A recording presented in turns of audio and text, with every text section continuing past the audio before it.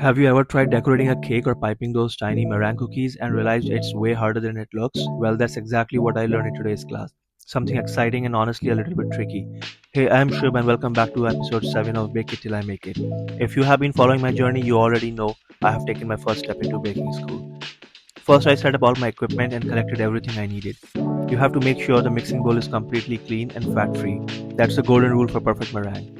The ingredients for these cookies are super simple: 6 fresh egg whites, 270 grams of sugar, and a few drops of edible gel color to make them look extra cute. Then I started whipping the egg whites until they turned frothy, slowly adding the sugar while the mixer was still running. I kept whipping until I got medium peaks firm and glossy. Now I did make a little mistake there. I whipped it just a bit too long and my foam turned slightly liquidy. But hey, that's all part of the baking journey. You learn, you live, and you bake. Next, I added the food color paste directly inside the piping bag. Then fill it up with the fluffy meringue mixture. Time for the fun part, piping those cute kiss-shaped cookies. And do you know why they are called kiss cookies? What do you think? Do they actually look like little kisses? Comment below and tell me what they remind you of.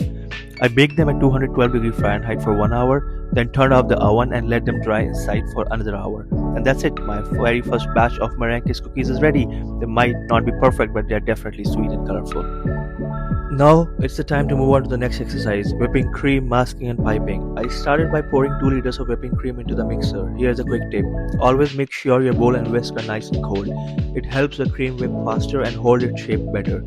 As the mixer started running, the cream slowly turned frothy, then thickened up beautifully into the soft peaks. Then came the real challenge, masking.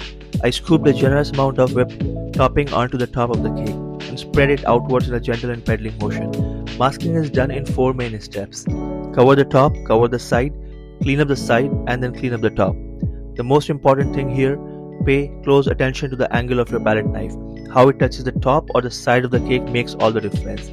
It definitely takes practice, but watching the smooth surface come together is so satisfying. And now for the final part of today's class, the piping exercise. On a clean baking tray, I began practicing the basics. After practicing on the tray, I tried piping directly on a cake, and honestly, it turned out way better than I expected. It's all about the control of pressure and position of the bag. Clearly, I am not quite there yet.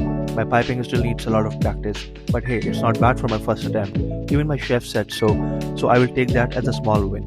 It's still learning, it's still improving, and that's what the whole journey is about. Until next time, keep chasing what makes you rise.